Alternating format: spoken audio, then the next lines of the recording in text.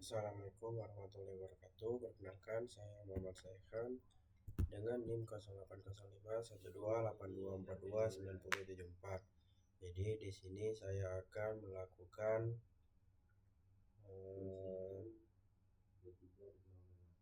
Google Earth Engine, pengolahan di Google Earth Engine. Jadi sebelumnya itu Google Earth Engine merupakan platform berbasis cloud yang digunakan untuk mengolah, menganalisis, dan memvisualisasikan data geospasial dalam skala besar.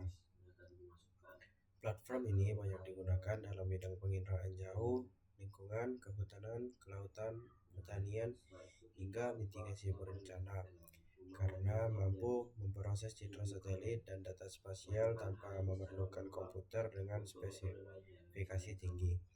Google Earth Engine menyediakan akses ke berbagai dataset global seperti citra satelit, Landsat, Sentinel, MODIS, data iklim, topografi, dan lainnya yang dapat dianalisis secara langsung melalui internet. Google Earth Engine bekerja menggunakan konsep komputasi awan atau cloud computing, sehingga proses pengolahan data dilakukan di server Google. Pengguna cukup menulis skrip menggunakan bahasa JavaScript atau Python untuk melakukan analisis, seperti menghitung suhu permukaan laut, kandungan klorofil A, perubahan garis pantai, deteksi banjir, kebakaran hutan, hingga klasifikasi tutupan lahan. Hasil analisis dapat ditampilkan dalam bentuk peta, grafik, tabel, maupun diekspor menjadi file raster atau vektor. Salah satu keunggulan utama Google Earth Engine adalah kemampuannya memproses data dalam jumlah sangat besar dengan cepat. Selain itu, platform ini gratis untuk keperluan penelitian, pendidikan, dan non-komersial. Pengguna juga tidak perlu mengunduh citra satelit secara manual karena seluruh data sudah tersedia di dalam sistem. Namun, Google Earth Engine memiliki beberapa kelemahan, seperti membutuhkan koneksi internet yang stabil, pemahaman dasar pemrograman, serta adanya batas penggunaan tertentu untuk proses komputasi yang sangat besar. Dalam bidang kelautan dan oceanografi, Google Earth Engine sering digunakan untuk memantau kualitas perairan, menentukan total suspend solid, klorofil A, suhu permukaan laut, serta perubahan ekosistem pesisir secara temporal menggunakan data satelit multiwaktu. Platform ini menjadi salah satu alat penting dalam analisis penginderaan jauh modern karena mampu mempercepat penelitian dan pengolahan data spasial secara efisien. Mungkin langsung saja kita ke webnya.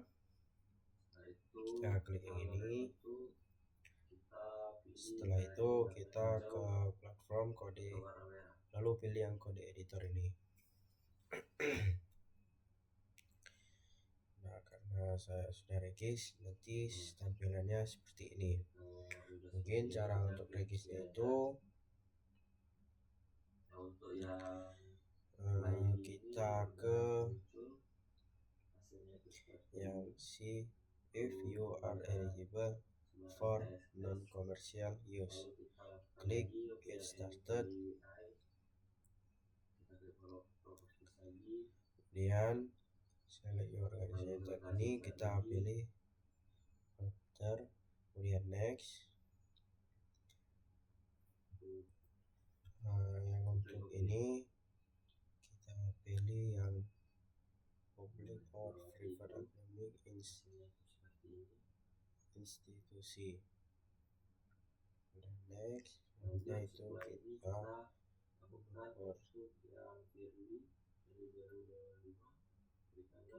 Universitas Sriwijaya.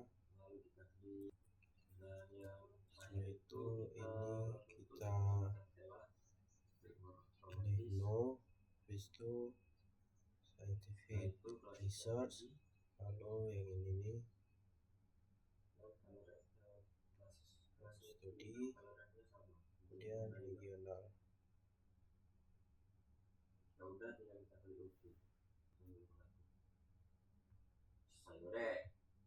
Setelah Setelah itu kita pilih Indonesia, lalu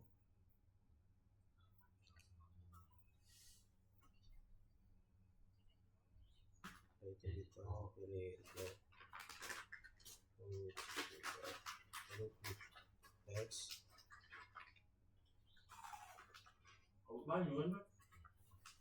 Setelah itu kita pilih yang community, next.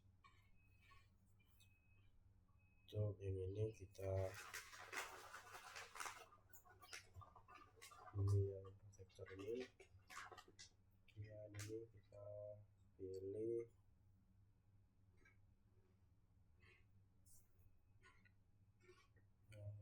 sama scientific research and development, kemudian klik OK.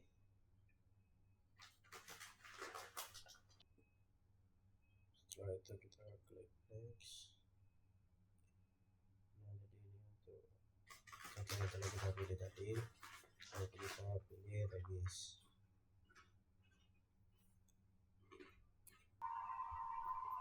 Dalam studi kasus ini kita melakukan pemantauan lingkungan perairan di wilayah Riau dengan memfokuskan pada deteksi potensi tumpahan minyak atau oil spill.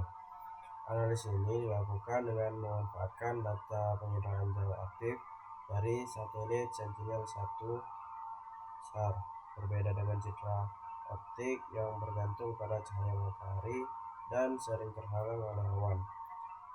Sensor SAR ini sangat krusial digunakan di wilayah tropis seperti Riau karena mampu menembus tutupan awan tebal dan dapat mengambil data pada siang maupun malam hari secara konsisten. Pendeteksian tumpahan minyak melalui sensor radar didasarkan pada karakteristik fisik permukaan laut. Keberadaan lapisan minyak di atas permukaan air laut akan menciptakan area rendaman atau damping efek terhadap riak-riak kecil gelombang laut yang disebabkan oleh angin. Ketika riak tersebut menghilang, permukaan laut menjadi sangat tenang dan halus, sehingga sinyal radar yang dikirimkan oleh satelit tidak dipantulkan kembali ke sensor, melainkan dipantulkan menjauh secara spekular. Fenomena inilah yang menyebabkan area tumpahan minyak akan selalu tampak sebagai area yang gelap atau hitam pada citra radar mentah karena memiliki nilai hamburan balik atau backscattering yang sangat rendah. Dapat kita lihat pada visualisasi di layar. Proses pengolahan diawali dengan melakukan filter pada koleksi citra Sentinel-1 dengan polarisasi VV. Polarisasi ini dipilih karena memiliki sensitivitas yang sangat baik terhadap dinamika tekstur permukaan laut. Untuk menghasilkan data yang lebih akurat, kita juga menerapkan speckle filtering guna meredukasi noise atau bintik-bintik pada citra radar agar area yang terdeteksi lebih halus dan jelas. Area yang kemudian ditandai dengan warna merah terang merupakan hasil dari proses thresholding otomatis, di mana sistem mengklasifikasikan piksel dengan nilai desibel di bawah ambang batas tertentu sebagai zona potensi tumpahan minyak. Jika kita perhatikan persebarannya di sepanjang pesisir dan estuari Riau, potensi tumpahan minyak ini menunjukkan pola sebaran yang cukup kompleks. Area merah yang terdeteksi meluas di sekitar mulut sungai dan wilayah pesisir memberikan indikasi adanya material cair yang menutupi permukaan, yang pergerakannya sangat dipengaruhi oleh interaksi antara arus sungai dan pasang surut air laut.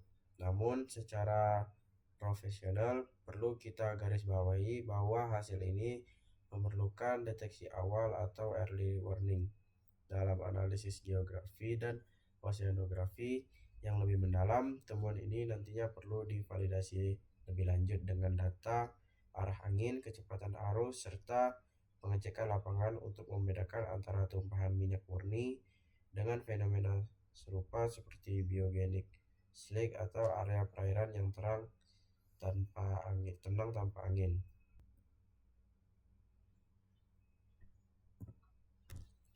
Melalui pemanfaatan Google Earth Engine ini, kita dapat melakukan pemantauan wilayah perairan yang sangat luas secara efisien dan cepat, sehingga langkah mitigasi bencana lingkungan di wilayah perairan Riau dapat diambil dengan lebih tepat sasaran berdasarkan data spasial yang akurat. Mungkin itu saja yang dapat saya kabarkan. Mungkin segitu saja. Saya ucapkan terima kasih. Wassalamualaikum warahmatullahi wabarakatuh.